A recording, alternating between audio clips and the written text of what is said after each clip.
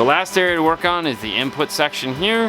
For that, we have the Stinger 4000 series RCAs. We've already put our shrink wrap on the end of them to match the color of the wiring, so white, gray, green, purple. They're going to come underneath the bridged area of the power wire. A 4000 series RCA down here where the wires split apart actually has an FR and S for front, rear, and sub. Depending on where this is gonna go though, this might not be seen where these tips are. That's why we like to add the shrink wrap to it.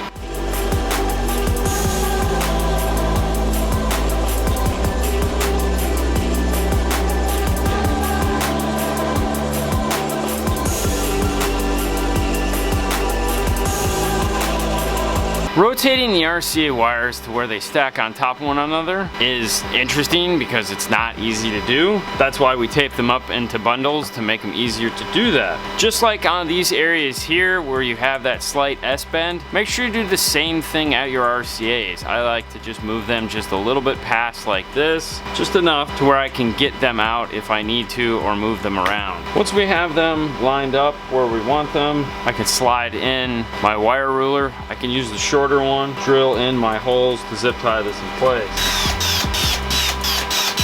I'm also going to have the remote turn on coming into the same area, which is this right here. Along this first route, I've added in some blue braided loom. This is going to get integrated in with the rest of this, and we'll tape those all together. Just like the sub wires, make sure the ferrule is to the proper length. If it needs to be a little shorter, cut the tip off and then tighten it up.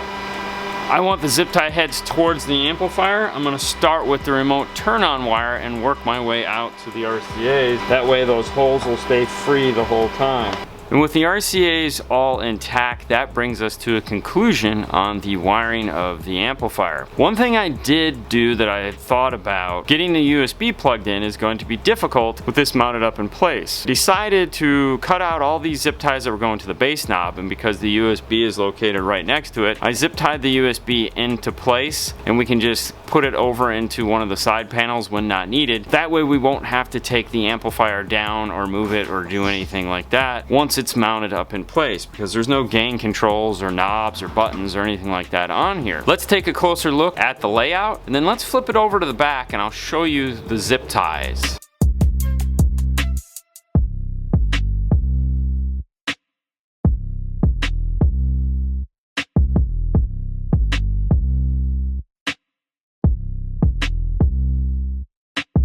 But this gives you a good idea of what the holes you've drilled are. If the heads were out the back, then you'd see them all in nice rows, but keeping them tucked into the front so that when this is up like this, you really don't even notice them. The other step I need to do before it gets in the car is add that top panel back on. For the bolts, I'm gonna use some Allen head black. Get those ready so I can just lift it up into place. Join me in the trunk. I just need to get a couple of these threads just kind of twisted in, and that will allow me to lean forward and get the front ones. The carpet's kind of nice because that's helping me hold them up. If we come back to the back of the car and look at it, all we see is that nice heatsink fins. Can't even really tell what is going on. It's tucked up in there, nice and high. Switching out to the black screws definitely looks a lot nicer. Can't even see the screws located across the front. You'll see just this part of the wire here before it tucks into the side and goes into that factory grommet. And we'll cut these to length and connect them up to here and here. Little time has passed. The speakers are connected. The wires are run. There's your remote turn on and your RCA. Over on the driver's side, we have our greens connected. Power wire goes across the back. The grommets on both sides look just like this. We've also grounded the amplifier. For grounding the amplifier, we use this kit here, positiveground.com. It's a 3-piece set. Comes with this, which is designed to get all your paint away. It has this nipple that sticks out. That is achieved by using this drill bit here that has this tapered end.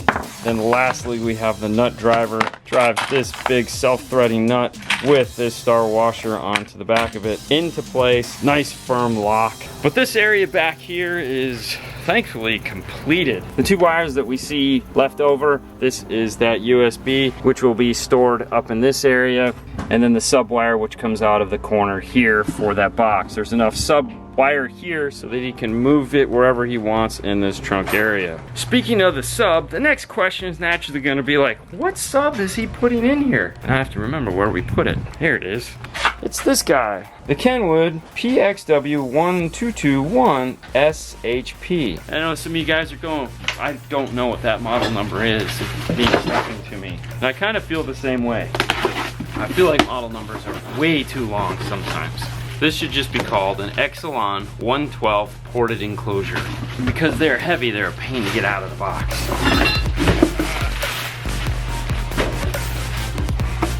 Let's take this to the back of the car and we'll take a closer look.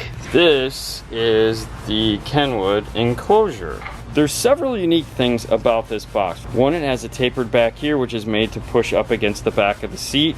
It's obviously ported, and it comes with a grill that covers the woofer. But then the question is, what are these? Well, a couple different things. If you have boxes inside of the trunk, when you stuff your trunk full, these obviously will keep you from pushing and covering up this area that allow the vent to breathe. But what they're really for is their legs.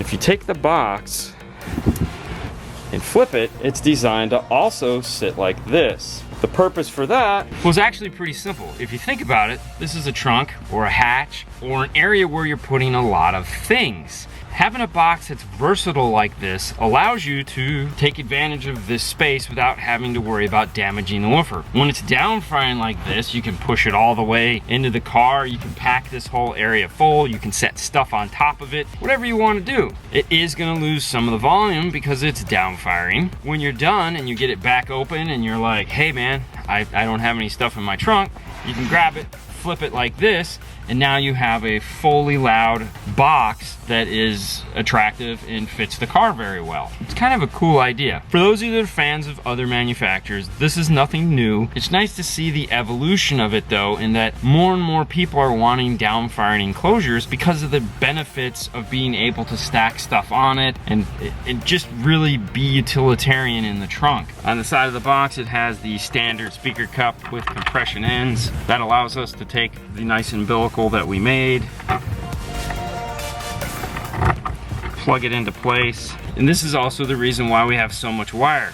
If we wanted to, we could spin it around like I'm doing. I can push it all the way forward, giving us a huge amount of trunk space, and we'll still have air underneath the box. And that same, I can spin it back around, flip it, and now we'll get maximum volume out of it. At the end of the video, we'll take a listen to it and let you guys decide for yourselves using that YouTube base to see if it's something you might want to do in your car. They also make this in a 212 box, and then they make it in the non-Avalon version as well.